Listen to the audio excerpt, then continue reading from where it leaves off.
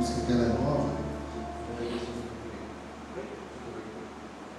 É uma música que a gente aqui na igreja é nova, né? Não sei se vocês lembram. Mas fala como a nossa vida tem tudo a ver com ele. Né? Vocês sabem.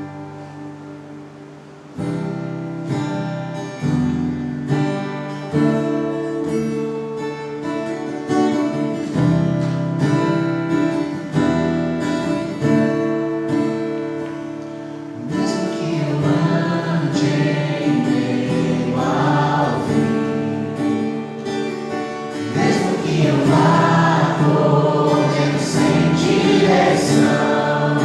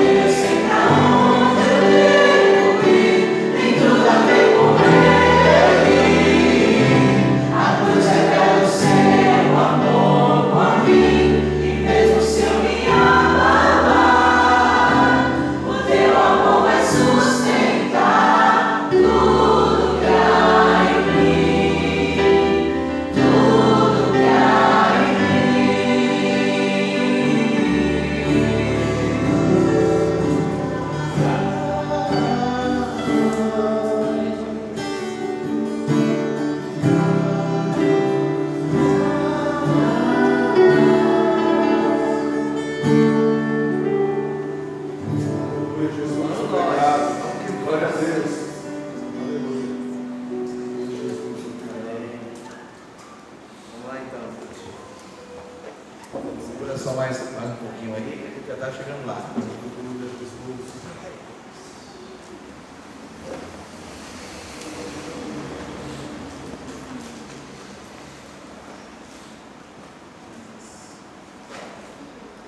Antes da gente começar a falar, eu queria passar um vídeo para vocês e falar sobre povos menos evangelizados aqui no Brasil, para você ter mais ou menos uma ideia do que está acontecendo, para a gente entrar no tempo aqui. Tá ok. É o menos evangelizado, aquele do bonequinho. Esse aí a gente passa depois.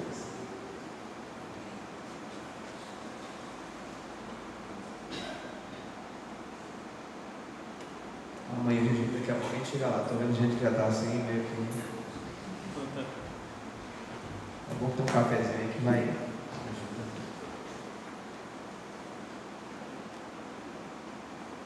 Presta bem atenção nesse vídeo, é bem interessante. Você de repente assistiu. Os reconhecidamente menos evangelizados em nosso país, sendo 7 socioculturais e 1 socioeconômico.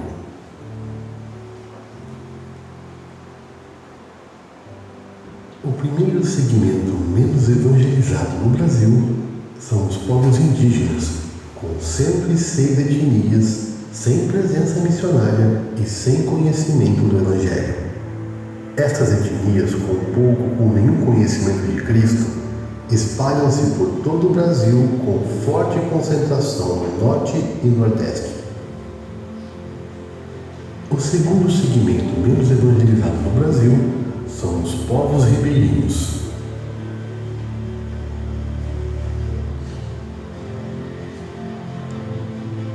Na bacia amazônica, existem 37 mil comunidades ribeirinhas em centenas de rios e igarapés.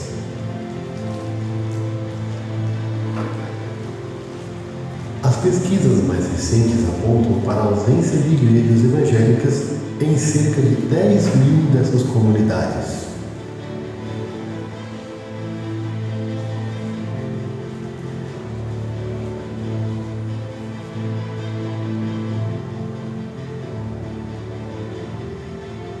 O terceiro segmento menos evangelizado no Brasil são os ciganos, sobretudo da etnia Calon. Há cerca de 700 mil ciganos Calon no Brasil, e menos de 1% se declara crente no Senhor Jesus. Os ciganos espalham-se por todo o território nacional, nas grandes e pequenas cidades, além de diversos acampamentos. O quarto segmento menos evangelizado no Brasil é o povo sertanejo. Louvamos a Deus por tudo o que tem ocorrido no sertão nos últimos 10 anos. Centenas de assentamentos sertanejos têm sido evangelizados. Estima-se, porém, ainda a existência de 6 mil assentamentos sem a presença de uma igreja evangélica. O quinto segmento menos evangelizado no Brasil são os quilombolas, formado por comunidades de afrodescendentes que se alojaram em áreas mais remotas nos últimos 200 anos.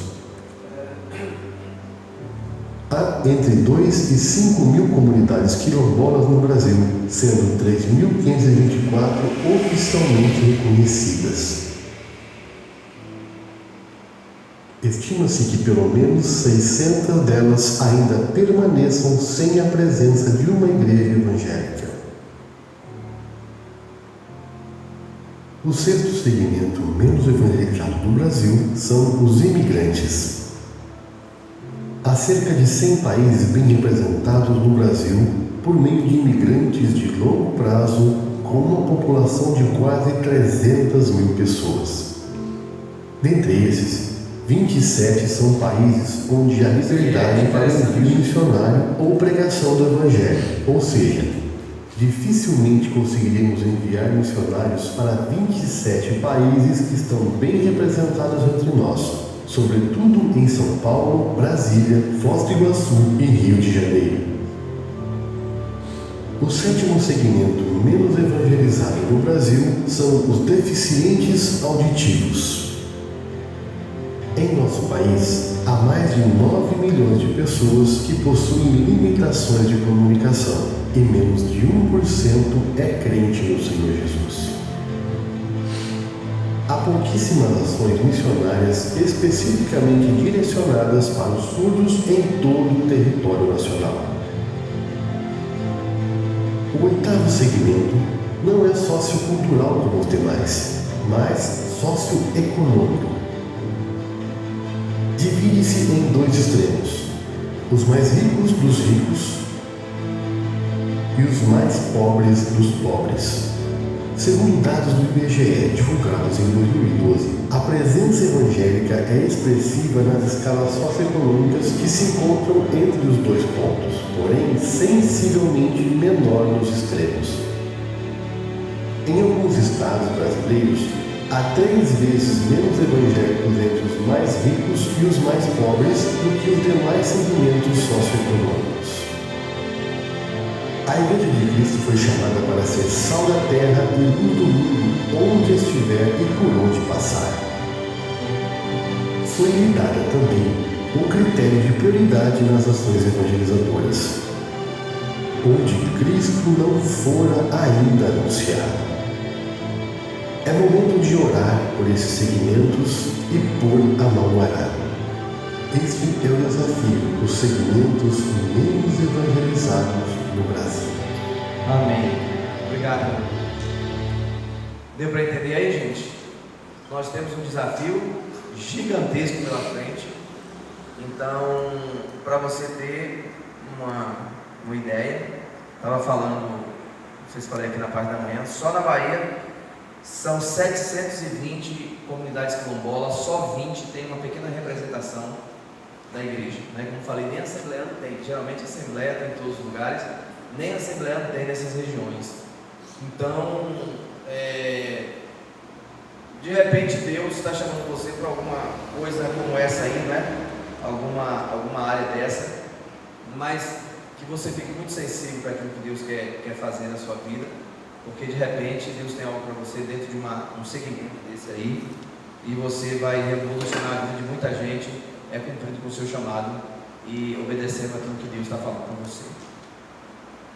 Vamos abrir a nossa Bíblia aí, no Evangelho de João, capítulo 2. Eu quero pegar um tema bem simples aqui, para a gente poder falar um pouco sobre evangelismo, sobre esse conceito de evangelizar e algumas experiências que nós já vivemos, mas felizmente o tempo não nos espera.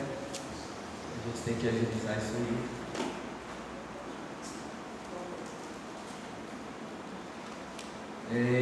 Gênesis capítulo 4, Evangelho de João capítulo 4, versículo 2. Quem encontrar pode ler o 2 e o 3, por gentileza. Capítulo 4, versículo 2 e 3.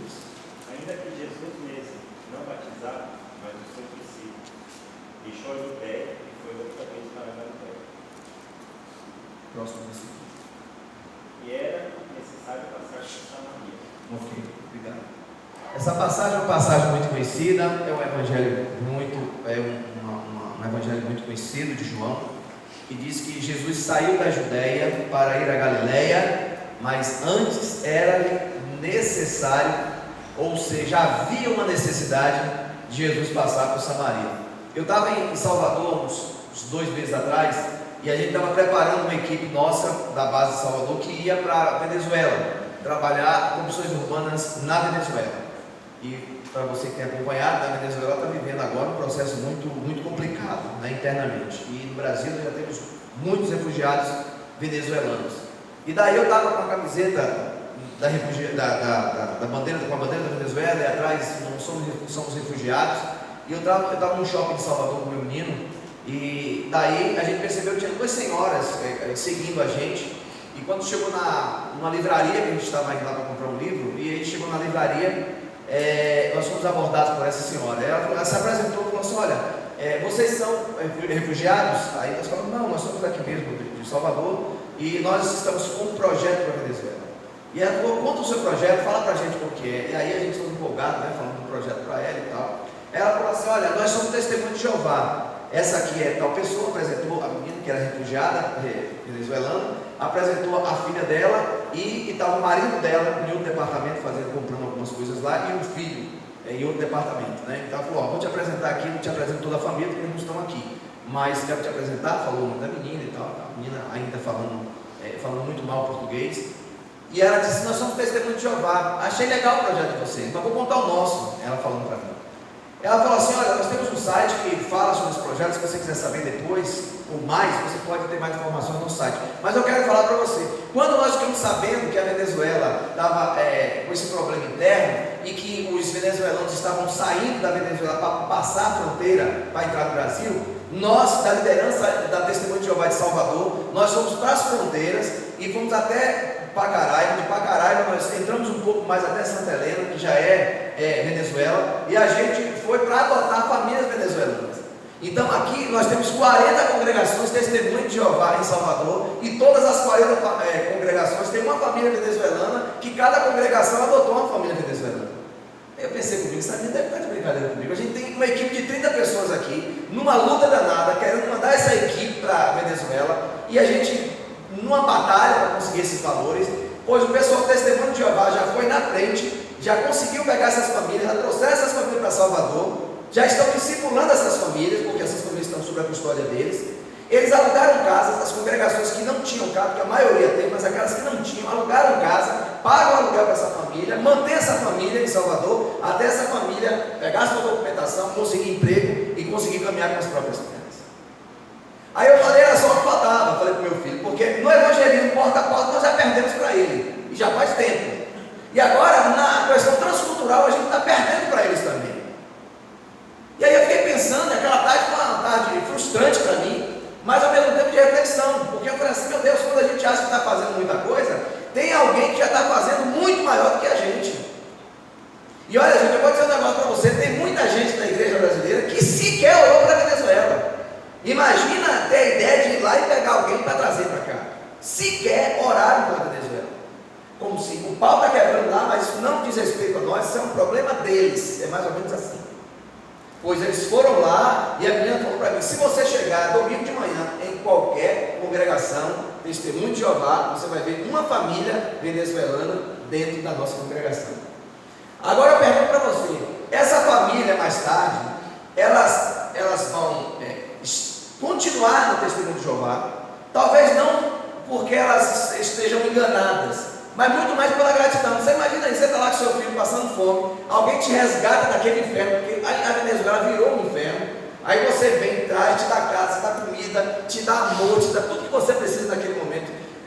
Você vai esquecer uma família dessa, você vai abandonar um pessoal desse? É muito difícil isso acontecer. E fora que é uma forma de discipular essas pessoas. E a garota falou para mim que essas famílias, algumas delas passariam apenas 5 anos no Brasil, para que elas possam retornar. Eles vão dar um apoio para o retorno. Por quê? Porque voltando para a Venezuela, essa visão dos TJs aí certamente iria se expandir mais pela Venezuela, porque já tem, mas iria se expandir mais ainda em lugares que não tem congregação Testemunho de Jeová. Então, gente, quando a gente acha que a gente está fazendo muita coisa, tem gente aí, ó, que já está na nossa frente já há muito tempo. Estava falando no intervalo para o rapaz, ele me perguntou sobre essa questão da geladeira. Um negócio simples, o cara está dando a vida lá. A igreja dele sequer mandou um centavo para comprar essa geladeira. Então, tem coisas que não diz respeito a gente, tem coisa que é sempre do outro, mas não é assim que essas organizações pensam. Não é desse jeito que eles pensam. Então, eles sentiram de forma interessada a dor dos venezuelanos, foram lá e conseguiram trazer essa turma aqui para Salvador. Então, é uma turma que vai ficar eternamente grato a essas pessoas por conta dessa atitude. E aí, outro dia eu fui convidado para ir na igreja falar sobre estratégia de evangelismo. Então, como falei para vocês de manhã, as pessoas acham que pelo fato da gente estar na Jucum, ou viveu muito tempo dentro de uma organização como Jucum, é que você sabe de tudo. Isso é um engano. Isso é um engano. É um engano. Eu digo um negócio para você, ó, tem igreja que está dando show. aí na organização missionária, show mesmo, está muito além, muito à frente. E aí, eu cheguei nessa igreja no domingo de manhã e falei para o pastor, a palavra que Deus colocou no meu coração não era para falar sobre estratégia de evangelismo, mas para falar sobre outra coisa. Porque se o senhor entrar agora no YouTube, o senhor vai ver um monte de vídeos que falam como evangelizar, sobre estratégia de evangelismo, alguns até engraçados, né, que vale a pena a gente assistir. Mas eu sou daqui dessa cidade, falando para ele, né, que foi da cidade de Chiqué, eu falei, eu sou daqui dessa cidade. Na década de 80, essa cidade, domingo à tarde, era os tubos de pessoas nessas ruas aqui evangelizando. Hoje você não vê uma pessoa evangelizando, sequer aos domingos à tarde, porque hoje ninguém está entendendo mais para absolutamente nada. Então, pastor, o que falta hoje não é estratégia, o que falta hoje é paixão. Eu acho que o que nós perdemos foi a paixão.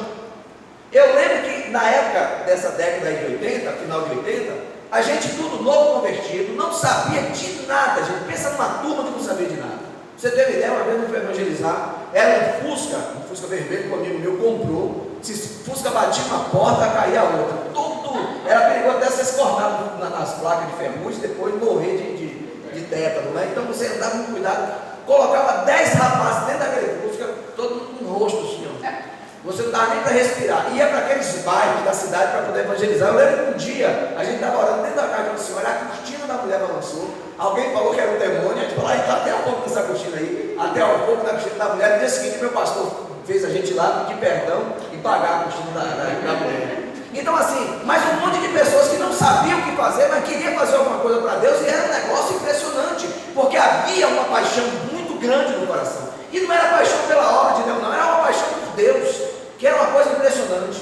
Tinha um lugar alto na minha cidade, que inclusive eu fui lá agora para pregar, e já é uma igreja nesse lugar. Antigamente era um monte de oração, aquela ideia que você, Deus só responde para você se você for um monte, né? Então a gente tinha muito essa coisa.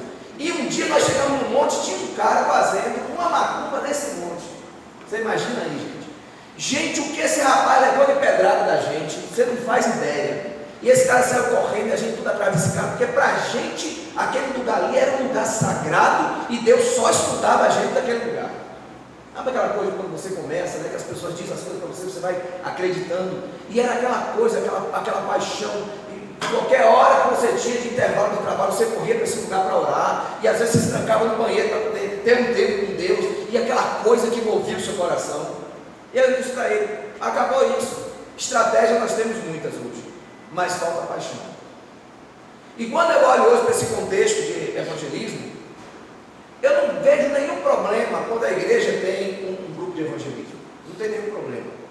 Mas uma das coisas que nós precisamos entender é que evangelismo não deve ser apenas um ministério. Evangelismo para nós deve ser um estilo de vida, porque todos os dias nós temos a oportunidade de compartilhar do amor de Deus com as pessoas. É fila de banco, é ônibus, é universidade, é para o seu trabalho. Todos os dias nós temos a oportunidade de compartilhar do amor de Deus com essas pessoas. E Jesus era assim, ele não perdia a oportunidade. Em todos os momentos, em todas as situações, em todos os lugares, Jesus ia lá e tinha esse tempo de compartilhar dele, do seu evangelho, da palavra de Deus com as pessoas que estavam em sua volta. Se ele estivesse no casamento, ele ia lá e fazia alguma coisa para chamar a atenção. Se ele estivesse lá colhendo milho, ele ia sempre com uma palavra para poder falar para as pessoas. Em qualquer lugar que Jesus estivesse, ele sempre ia lá. E essa passagem aqui fala exatamente sobre isso, sobre a mulher samaritana, que é uma mulher que virou uma chave para a cidade de Samaria depois. Então chave era ter esse poder de destrancar, era ter esse poder de fechar, de liberar coisas. E de repente você está sentado ao lado de uma pessoa que pode ser uma chave do evangelho para uma nação. E pelo fato dessa pessoa não ter se descoberto ainda dentro desse reino, pelo fato dessa pessoa não saber ainda qual é o seu chamado, e muito menos a sua vocação, talvez essa pessoa não conseguiu ser essa chave, como a mulher samaritana naquele momento também não. Mas bastou uma coisa, ela teve um encontro com Deus. Olha, eu vou dizer um negócio para você, uma pessoa que tem um encontro com Deus, ela nunca mais é a mesma pessoa. Eu não sei porque a gente continua sendo a mesma pessoa, porque me parece que falta esse impacto do evangelho. O slogan da Jocum é conhecer a Deus e fazê-lo conhecido, porque a gente entende que é impossível alguém conhecer a Deus e não querer torná-lo conhecido. É impossível. Alguma coisa tem que mover dentro do nosso coração. Alguma coisa tem que acontecer no nosso coração. Alguma coisa tem que trazer uma resposta para aquilo que nós estamos precisando fazer, ou pelo menos pensando em fazer. Então, evangelismo não deve ser apenas um ministério, mas evangelismo tem que ser muito mais um estilo de vida para a gente. E a Bíblia diz que Jesus saiu da Judéia para ir a Galiléia, mas antes era necessário passar por Samaria. Ou seja, havia uma necessidade de Jesus sair da Judéia para ir a Galiléia, mas passar por Samaria, coisa que judeu não fazia, porque a gente sabe dessa guerra histórica de judeu e samaritano. Então não se davam bem, até hoje tem esses problemas. Mas Jesus saiu da Judéia, a Bíblia diz, para ir a Galiléia, mas antes era necessário passar por Samaria. Eu queria que você abrisse a sua Bíblia em Gênesis capítulo 3, versículo 1. Eu vou explicar um pouquinho melhor para você, quando a gente fala desse contexto de evangelismo, na cidade, ou no campo, em qualquer lugar, você vai ver que tem uma coisa chamada família, que pelo fato hoje de estar totalmente destruída, a gente está tendo uma dificuldade muito grande hoje de alcançar as pessoas, porque pelo fato de não termos essa sacada do discernimento do tempo que nós estamos vivendo, a gente está deixando muita coisa a desejar, e principalmente dentro desse contexto de família. Versículo 3, alguém pode ler o capítulo 3, versículo 1, por gentileza? De Gênesis.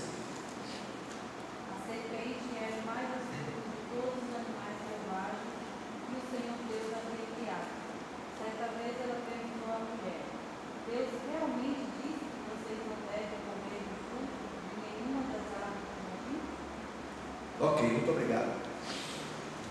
Aqui, essa passagem é uma passagem muito conhecida, muito lida na Bíblia. E aqui o diabo fala diretamente, aqui o diabo fala diretamente a Eva, né? Então o diabo se direciona diretamente para Eva. E nessa mesma passagem Deus vai lá e fala com Adão. Por que o diabo fala com Eva? Porque na verdade o diabo quer inverter o papel. E por que Deus fala com Adão? Porque Deus quer trazer equilíbrio. Olha o que está acontecendo com a nossa sociedade hoje.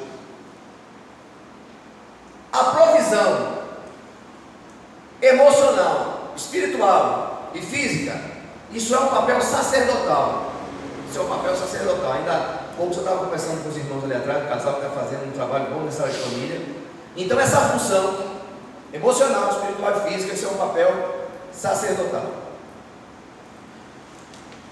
Quando os filhos vão dormir, geralmente quem é que vai orar com os filhos antes de dormir? Geralmente são as mulheres. Quando a coisa aperta em casa, para essa administração, sem muitos recursos, quem é que vai para a cozinha para dar um jeito para a coisa caminhar? Geralmente as mulheres. Quando nós falamos de oração na igreja, eu particularmente não conheço o ciclo de oração dos varões.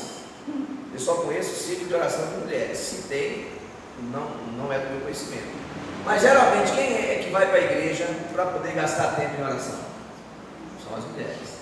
Geralmente são as mulheres.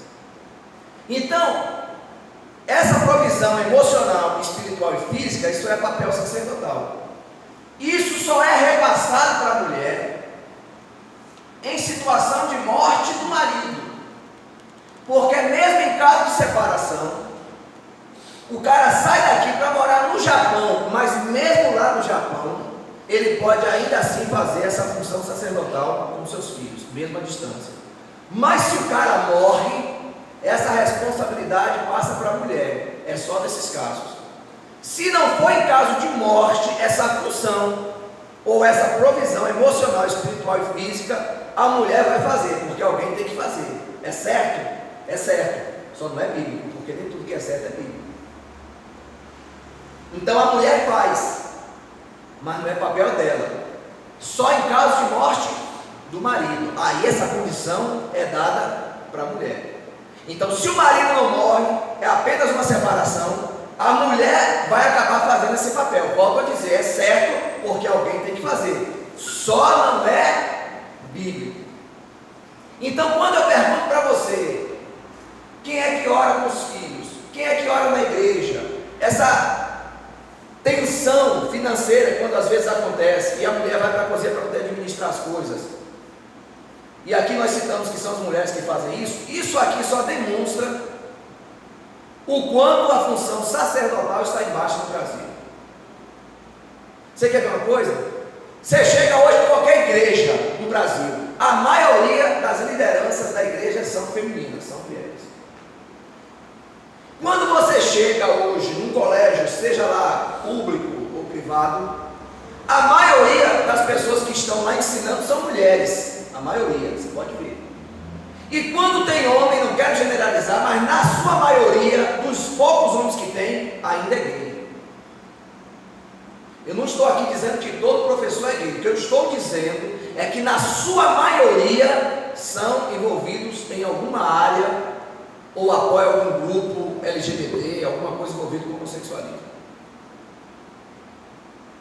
Sabe o que isso quer dizer? Que os nossos filhos estão sendo educados, ou os nossos filhos estão tendo essa provisão conferida por mulheres e gays.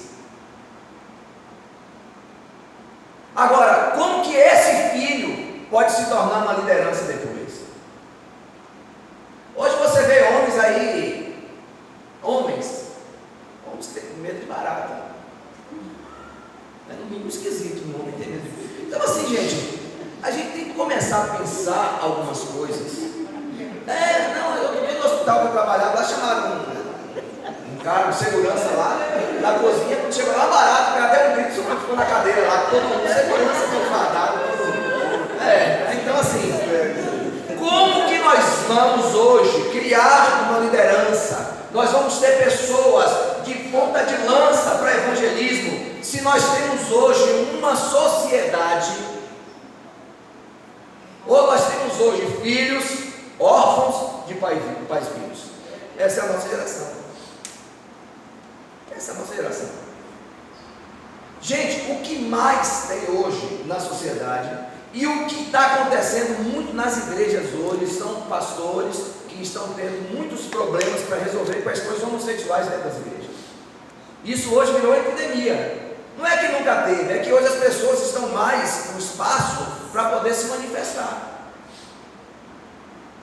E as pessoas estão contando as suas histórias. Agora, uma coisa interessante. Eu estava falando outro dia que se eu pudesse resumir a cura de uma sociedade em uma só palavra ou em um só conceito, esse conceito para mim seria casamento. Porque quando você conhece uma pessoa que está nas drogas, na marginalidade, na imoralidade, na criminalidade, e você vai mapear a vida dessa pessoa, você vai ver que tudo isso é fruto de um casamento destruído. Então, se hoje você é uma pessoa que pretende trabalhar com evangelismo, uma das coisas que você precisa se levantar é para investir em famílias, porque isso está muito certo. Mas para investir em famílias, a nossa precisa estar estruturada. Porque tem muitas pessoas hoje que estão dentro da igreja, mas que sofreram abuso de autoridade, que sofreram abuso sexual há anos atrás e carregam essa mágoa até hoje. Eu estava conversando com uma menina dentro de um curso de missões, a menina já estava no segundo nível de missões. E ela falou para mim: Paulo, isso era para ter contado há um tempo atrás, mas vou contar agora. E ela abriu o coração nesse curso. Ela disse assim: olha só, quando eu era garota, eu engravidei. E aí, eu tomei remédio para abortar essa menina, mas não consegui esse aborto. E hoje, todas as vezes que eu vou dormir, que eu estou no meu quarto, ela sai do quarto dela, vem me dar um abraço e fala: mamãe, eu te amo. E ela diz que todas as vezes que acontece isso, é como se fosse uma faca vindo e rasgando o coração dela. E ela disse para mim: eu preciso resolver isso. Como que eu vou resolver? Eu falei: como você vai resolver? Eu realmente não sei. Mas um dia você vai ter que sentar com essa garota e vai ter que abrir um verbo com ela a esse respeito, para que você receba cura nisso, para que você possa ir ao encontro das pessoas. Porque se você tem uma pendência familiar nesse sentido, e se você quer ir ao encontro das pessoas que estão lá fora para evangelizar, o que mais você vai encontrar é pessoas com a mesma pendência sua. E não adianta, porque você nunca no mínimo vai ter autoridade para poder conversar com aquela pessoa sobre esse determinado assunto. Mas é engraçado que nessa mesma sala, eu fiz uma pergunta para os alunos, eu falei assim: quem é Deus para você? Aí uma senhora timidamente levantou a mão e disse assim: olha, Deus é um Deus lindo. E aí pela resposta você já vai vendo o quanto de intimidade as pessoas têm com Deus, né? Aí eu continuei a perguntar: quem é Deus para você? Aí alguém disse assim: ah, Deus é um Deus cheiroso. Bom, gente, vai até desanimando você quando a gente escuta essas respostas. Aí eu continuei a insistir: quem é Deus para você? Aí alguém disse assim: ah, Deus é um Deus de amor. E aí a quarta resposta foi: Deus é um Deus, parece que extraordinário, alguma coisa assim.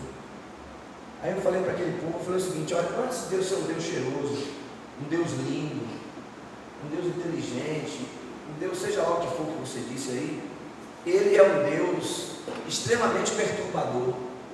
Porque quando nós o avaliamos moralmente, ou melhor, quando nós o avaliamos intelectualmente, Ele nos avalia moralmente. E aí é um indicado de cavalo. Porque a gente sempre quer avaliar Deus do nosso jeito, mas Deus, Ele sonda as nossas intenções. Você pode fazer a coisa mais bonita, a ação mais bonita. Você pode passar ali na rua, no contexto de igreja, no contexto cristão. Se tiver um garoto ali, numa caixa de sapato, se você pegar aquele garoto só porque você quer pegar, o ato é lindo, é maravilhoso.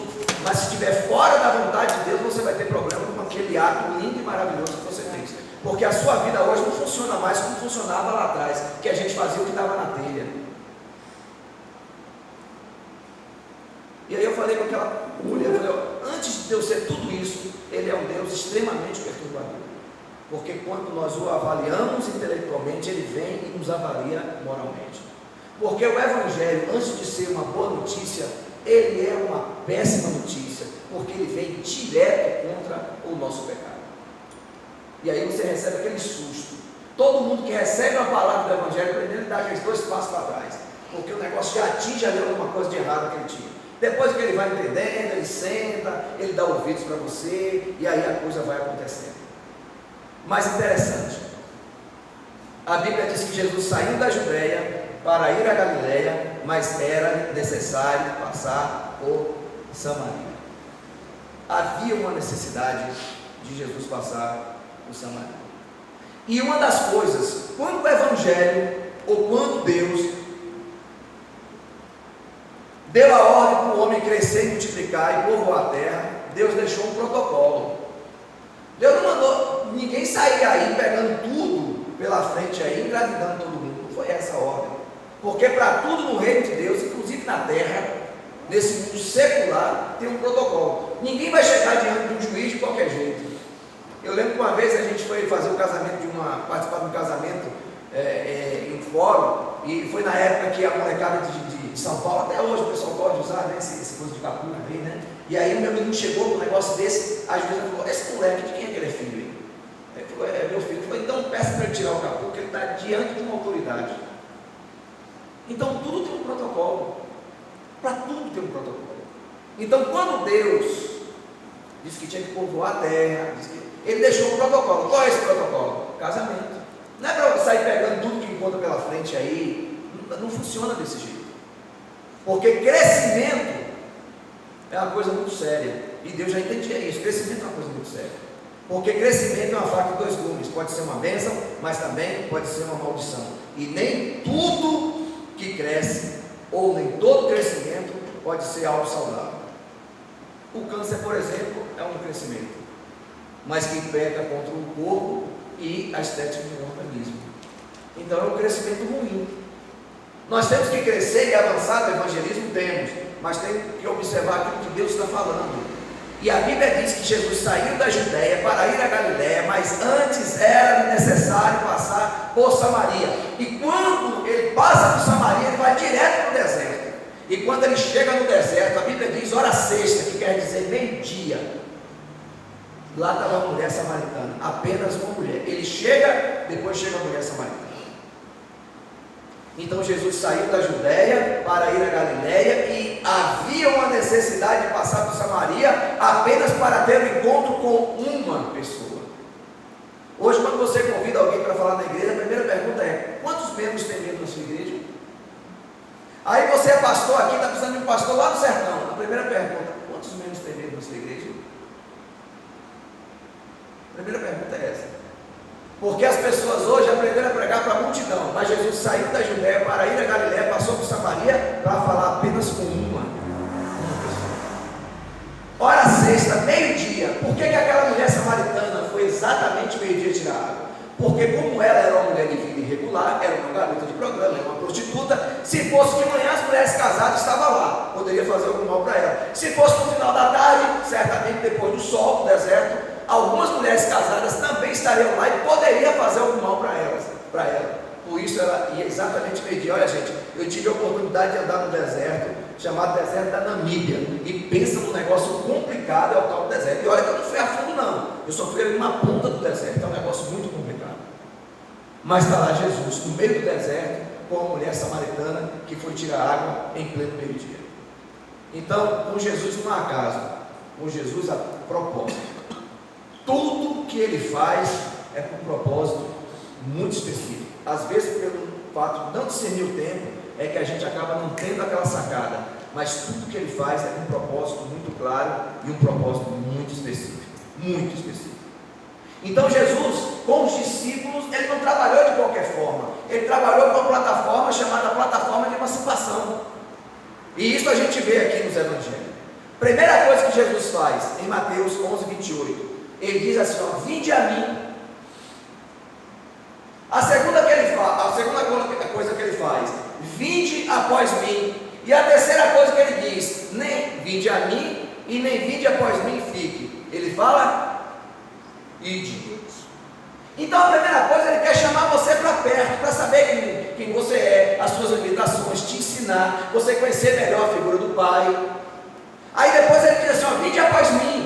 Já é um passo a mais, você já cresceu em alguma coisa na sua vida. Mas depois ele sempre vai dizer, agora está na hora de ir. Jesus, ele nunca vai ficar segurando você, é você que se segura, é você que se detém, é você que se limita. Jesus não, ó, vem, depois vinde após mim, e agora ide. Ele não disse vinde após mim, fique, tem que ficar aqui, vamos fazer aqui, não, ele disse ide, agora vocês têm que ir. Isso chama-se plataforma de emancipação. E essa plataforma de emancipação é muito interessante, porque nós precisamos ser ou aprender a ser pastoreados pelo Espírito Santo. Nós não precisamos de um homem na nossa cola 24 horas por dia. Se você ia, tem gente que até ir no supermercado ele consulta o pastor. Pastor, o senhor quer que eu vá no açaí ou o senhor quer que eu vá no Pague Menos? É mais ou menos assim, né? Tem gente que gosta dessas coisas. Mas o que Jesus faz com os seus discípulos é trabalhar na plataforma de emancipação. Vinde a mim, vinde após mim, mas agora ide.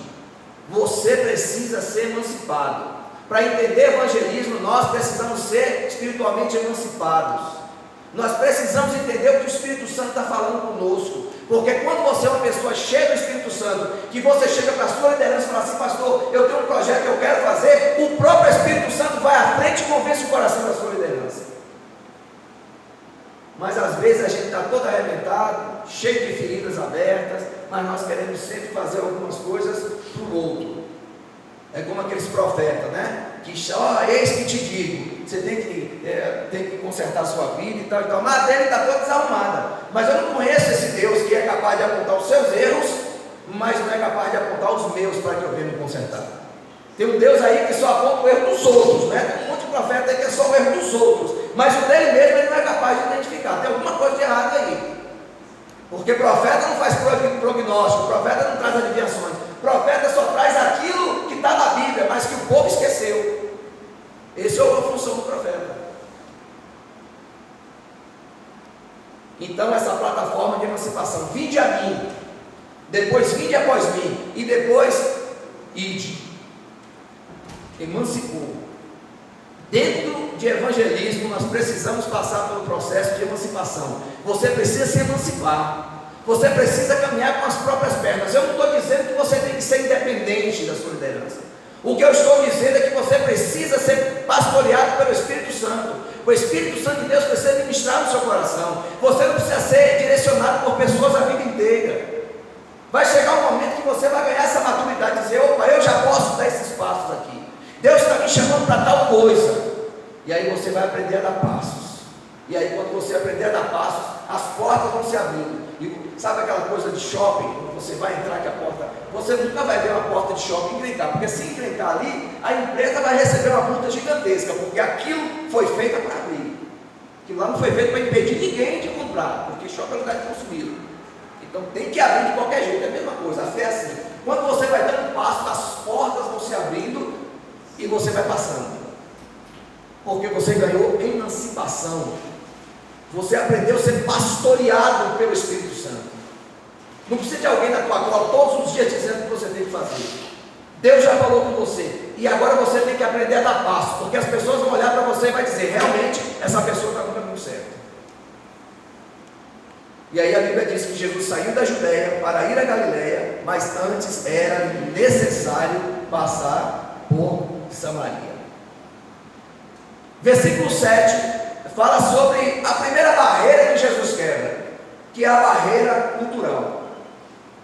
Então, judeu não falava com o samaritano, mas Jesus vai lá e quebra essa barreira, com tantas outras ele quebrou, mas a primeira que ele quebra é essa barreira cultural. Barreira cultural. Ele vai lá e fala com aquela mulher samaritana. Eu lembro que no evangelismo nós começamos a fazer em Barretos, lá no interior de São Paulo. Era uma festa, como ainda é uma festa. Nós trabalhamos muitos anos, a Jocum ainda faz, aqui em São Paulo ainda faz alguns trabalhos lá em Barretos. E eu lembro que na época era, hoje também, 100 mil pessoas na arena, 100 mil pessoas. Eu vou até contar uma história que teve um show de Ivete Sangalo, tinha 100 mil pessoas na arena, e disse que o cara teve um infarto 10 horas da noite, mas só conseguiu cair 5 horas da manhã, porque era muita gente que o cara não conseguia cair, então ele ficou ali morto, mas em pé, né? Então assim, muita gente. E eu lembro que uma época a igreja quadrangular de Barretos procurou a gente e disse assim: olha, nós temos um projeto para evangelizar Barretos. E aí eles fizeram um projeto lá, e aí mostrou o projeto dos independentes, que são os organizadores da festa. E o projeto dizia: nós vamos acabar com a bebida, nós vamos acabar com a prostituição, nós vamos acabar com umas drogas aqui dentro dessa festa. E aí o cara falou assim: olha, aqui dentro da festa nós vendemos 10 milhões de latas de cerveja durante toda a festa. Aqui nós temos uma empresa, a Hollywood está aqui dentro na época, pagaram 600 mil reais para estar dentro da festa. Então nós não podemos ter um projeto desse que vai acabar com tudo aquilo que dá lucro para a gente. O cara veio e mostrou um projeto para a gente, e aí o pessoal de Maringá da Jocum fez um projeto. E o projeto do pessoal dizia o seguinte: primeira coisa, pegou uma equipe nossa, mandou para Barretos, e a equipe nossa começou a observar tudo de errado que a festa tinha. Os caras caíam daquele estouro, ficavam horas lá caído, e o pessoal da ambulância não tinha buscar. O pessoal começou a ver que tinha um monte de gringo perdido, não tinha placa ali, ninguém falava outra língua para poder orientar aqueles gringos, crianças perdidas na festa, tudo de errado a gente começou a ver e anotar. E nós fizemos um projeto em cima do erro da festa, e nós apresentamos para eles. Olha, nem a gente sabia que acontecia isso aqui na festa. Quantas pessoas vocês podem trazer para ajudar? Na época a gente falou: até 300 pessoas a gente pode trazer. E aí o pessoal falou: quanto que custa isso? Não vai custar nada, a única coisa que a gente quer é que vocês paguem o ônibus para a gente, ou melhor, arrume o campo para a gente colocar as nossas barracas e dê alimentação, porque o ônibus a gente paga, porque vem pessoas de vários locais do Brasil e várias bases, então a gente paga. Então fazem 20 anos que a Jocum está lá dentro dessa festa. A Jocum tem tudo lá dentro, até um canal de comunicação, influenciou aquelas pessoas. Tem um monte de pessoas hoje que se converteram baseado nesse trabalho da Jocum. Só de criança especial da PAI passam 2.000 crianças nas nossas mãos todos os dias. Todos os dias a gente tem a oportunidade de evangelizar 2.000 crianças da PAI. 2.000 crianças, fora as pessoas adultas na noite que a gente sai para poder evangelizar.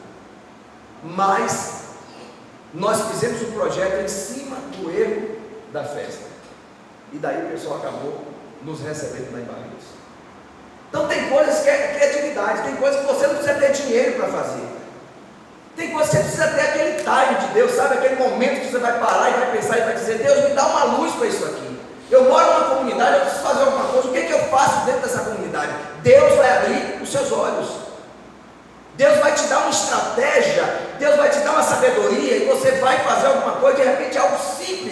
você vai fazer, mas que vai mudar a vida das pessoas, como aquela senhora que eu dei o exemplo aqui na parte da manhã.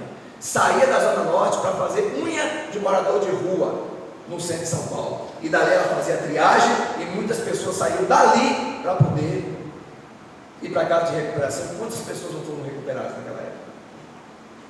É só uma questão de busca.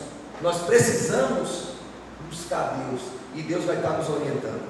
Então o versículo 7 diz assim: e veio a mulher samaritana tirar água e disse: Jesus, dai-me de beber. Então naquele momento ali, se Jesus quisesse, ele, no estalar de dedo, aquela água saía lá e ele ia tomar aquela água. Mas ele pediu água para aquela mulher samaritana. Por quê? Porque ele queria demonstrar para aquela mulher e provar para aquela mulher que, apesar de que as mulheres casadas queriam matá-la, queriam atingi-la, queriam fazer algum mal para ela, Jesus chega e diz para aquela mulher: dai-me água, porque Jesus queria mostrar para aquela mulher que, apesar de tudo, ela servia para alguma coisa. Então era só isso que Jesus queria, dar uma valorizada naquela mulher. Sabe quando você chega em um lugar que alguém, né, tem uma prima minha no Nordeste que é assim: quando você chega lá, mas como você está lindo, aí você fica todo, mas ela faz isso com todo mundo diz, como você está lindo, aí depois que eu descobri isso, não entrei mais na dela. Mas como é bom você chegar no lugar e ser bem recebido, né, uma palavra de ânimo, né, você fica até melhor. E aí naquele momento, Jesus pede água para aquela mulher, e aquela mulher olha para Jesus e diz assim: você judeu vem pedir água para mim que sou samaritano? Jesus só queria mostrar para aquela mulher que ela servia, que apesar de tudo que as pessoas diziam dela, para a sociedade, ela ainda assim servia. E Jesus queria levantar a moral daquela mulher, o destino daquela mulher, para dizer: você é alguma coisa nessa sociedade, porque afinal de contas é a criação do Pai também. E aí Jesus vai lá e pede água para aquela mulher. E aí mais à frente, a gente vê ele quebrando algumas barreiras aqui. Como disse antes, ele era judeu, era homem, era mestre. E judeu, homem, mestre, não falava com mulher, principalmente mulher de uma outra cultura. Mas Jesus vai lá e quebra esses tabus. Gente, uma das coisas que nós precisamos aprender é quebrar essas barreiras. Nós somos uma igreja ainda cheia de barreiras, cheia de tabus. Ninguém fala de sexo na igreja, ninguém fala sobre temas, sabe, que as crianças estão aprendendo aí em classezinha de igreja, de escola. A gente ainda tem dificuldade para poder tratar sobre esse assunto. Nós precisamos avançar, nós precisamos romper, nós precisamos quebrar barreiras, nós precisamos quebrar tabus, nós precisamos amadurecer, nós precisamos crescer espiritualmente falando. Porque a gente está muito empacado em alguns assuntos.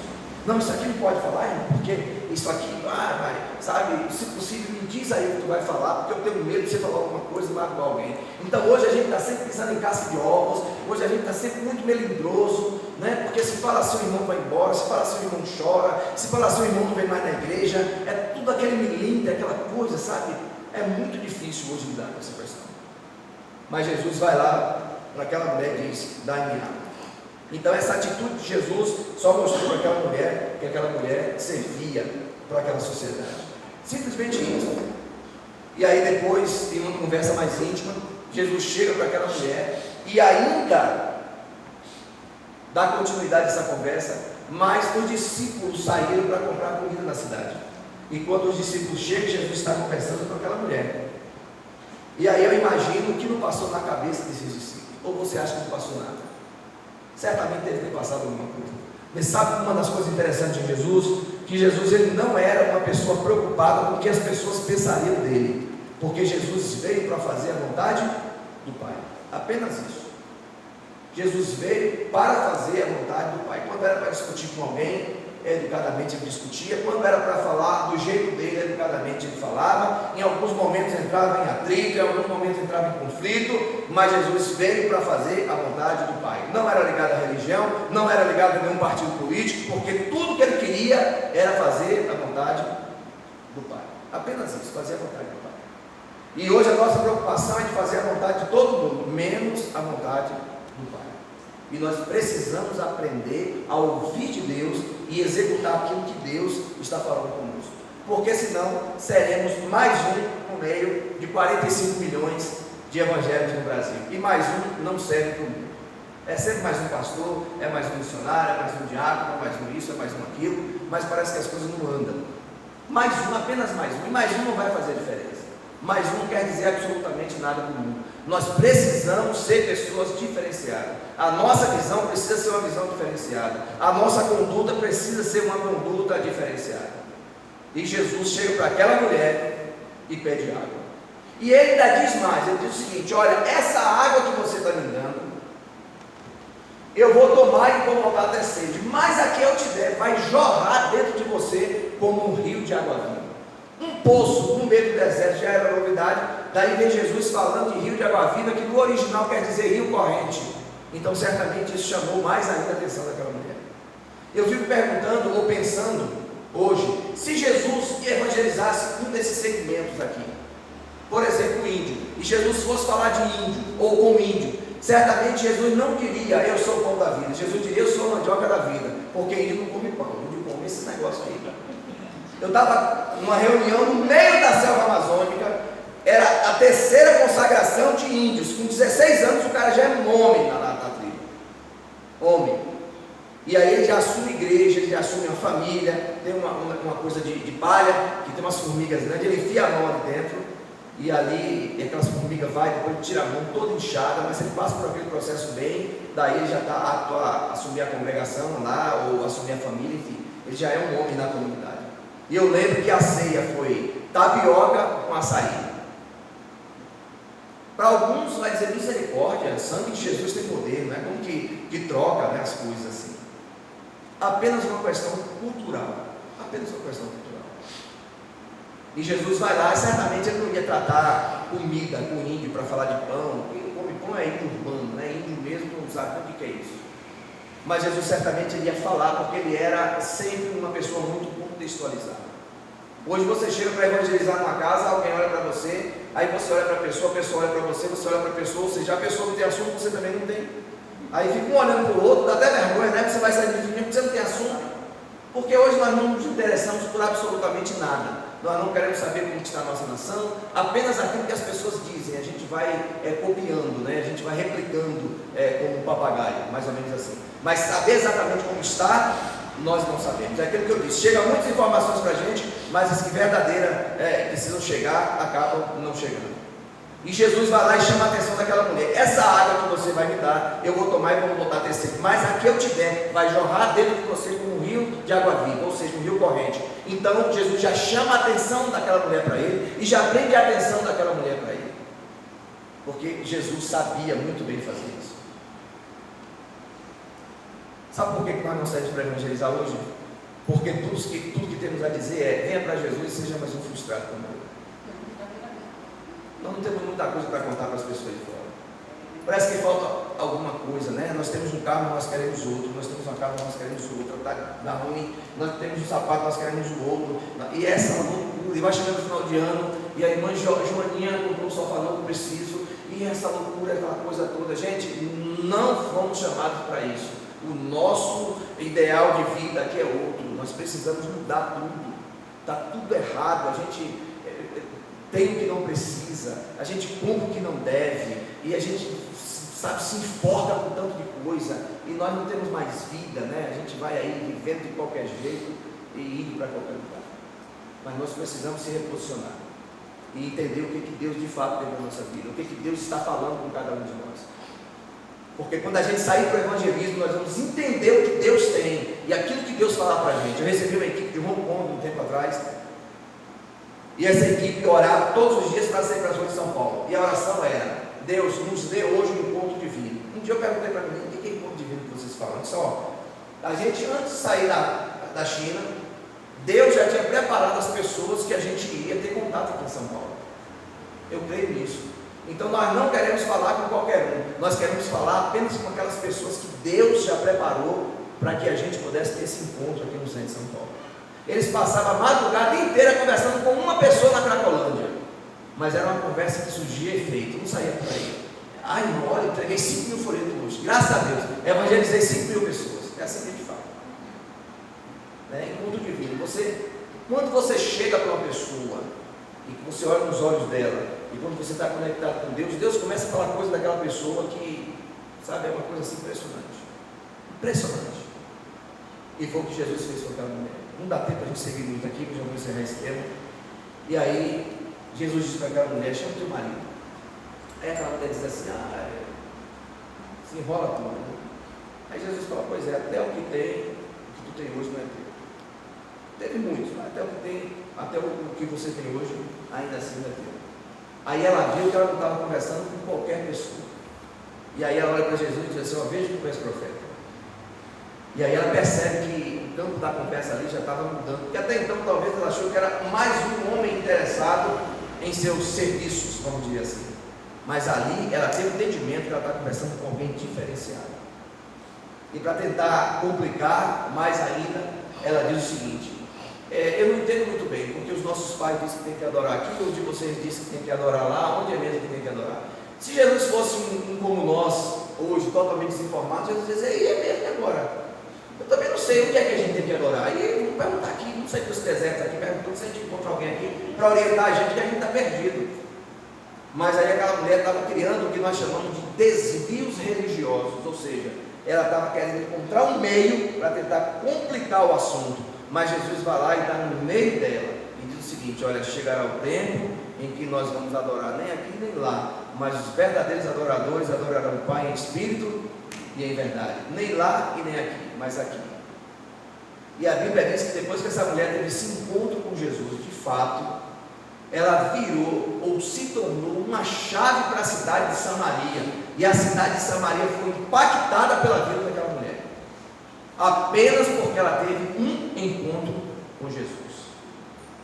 Se nós falamos hoje que nós tivemos um encontro com Jesus e que nós entregamos a nossa vida para Jesus, mas se isso não tem gerado impacto nem na nossa vida e nem na vida dos outros, está na hora de repensar o nosso estilo de vida dentro do reino de Deus. Está na hora da gente começar a repensar sobre o cristianismo. Porque quando nós entregamos a nossa vida para Jesus, nós não temos mais direito sobre ela. Mas quando é uma coisa que nos interessa, nós estamos dentro. Quando é uma coisa que não nos interessa, está amarrado. Mais ou menos assim. Deus não é bem assim, Deus não é tão radical, misericórdia, e a gente sempre vai deixando algumas brechas. E eu vou dizer um negócio para você. A lei ou a graça é pior do que a lei. Porque toda lei tem brecha, mas a graça exige tudo. Não tem como fugir da graça. Não tem como fugir da graça. Se o cara mata alguém aqui hoje, se pegar um advogado bom, o cara nem preso vai se arrumar um monte de argumento. Mas a graça não. A graça exige tudo. Não tem como você dizer, eu não sabia. Não tem como dizer, eu estava enganado. Porque Deus, quando Ele vai fazer alguma coisa, Ele antecipa o profeta sempre para poder alertar. Porque Deus, Ele não vai enganar ninguém.